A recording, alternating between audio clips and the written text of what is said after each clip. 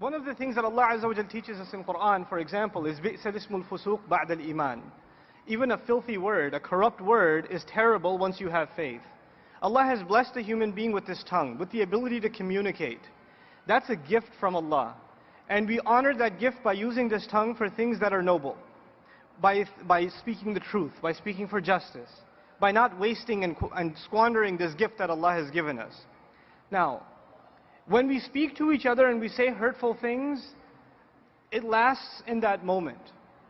But when you put an absurd and obnoxious and arrogant comment online and you become one of those trolls that say ridiculous things under videos or under blog posts, etc., etc., every time someone hears your inappropriate comments, it's going to be a debit for you. Because every time evil has increased, something bad has increased in the world, someone else has been exposed to evil. Because of your words, you're responsible. So in that sense, putting stuff up online, you need to be a lot more careful than you are actually in person. Because in person, that conversation died immediately.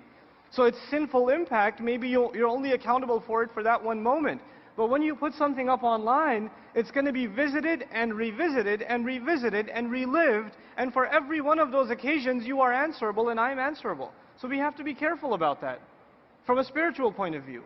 The next thing I want to talk about is just, Allah Azza wa Jalla, He gives us certain social principles. Those principles, they applied in a society in Medina, and they apply in the United States in 2011, and they will apply 50 years from now. The ethical principles are universal and they're timeless.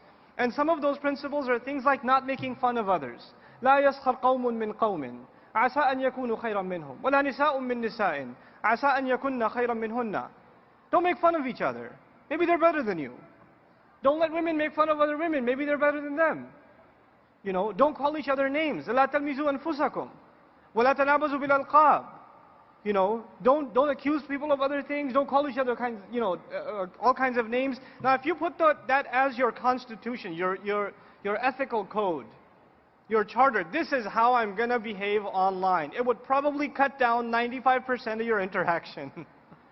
Not making fun of people. What else do you do on Facebook? Not accusing someone of something, not commenting on somebody's photo and say, what were you wearing? God. Etc. That's all we do is poke fun at each other. That's 90% of the interaction. That's kind of the reason I got off of it, because all I was getting was just ridiculous stuff. But I've been remotivated to jump in again. Jazakallahu khairan. Then there's of course etiquette in discourse. When the Messenger sallallahu alaihi wasallam would hear the most obnoxious speech, Allah Azza wa Jalla had taught him etiquette. Respond, but respond in a cool, calm, collected, logical and patient fashion. What do? Some video gets posted, somebody who's paid or whatever says, you Muslims are all terrorists, and some other troll gets on, oh yeah, we are terrorists, we're going to kill you. And the other guy says, of course, that's what I mean, you're terrorists. And we just go back and forth and we have no restrictions on how we communicate. Our deen has taught us principles of communication. We have to observe them, whether virtually or physically, when we interact with each other. It's no different. So we have to, if we just keep these few things in mind, just these few things, then I think we can have a lot healthier discourse. Actually, one of the interesting things, some of the Muslim blogs that are out there are very few of them, but the few that are out there, most people, they don't even go to read the article. You know what they go for? Oh my God, that's the subject. I want to read the comments. And there'll be like 30 pages of comments and back and forth and insults, and you go, oh snap, what's he going to say now? And you go back and forth like that. So this sort of thing, I think we need to mature out of. We need to move past. And we need to utilize this tool for the powerful thing that it is. Arab Spring, people, I mean, it's incredible. It's incredible that can happen. And what the potentials are for what we can do, the kinds of campaigns we can launch, Muslims can launch, for very particular kinds of conversations online, the potential is just enormous. It really is.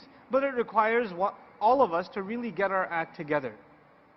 I really commend the successful bloggers out there. I commend the successful YouTubers out there, people like Baba Ali. I respect that a lot, because we do need that kind of creativity.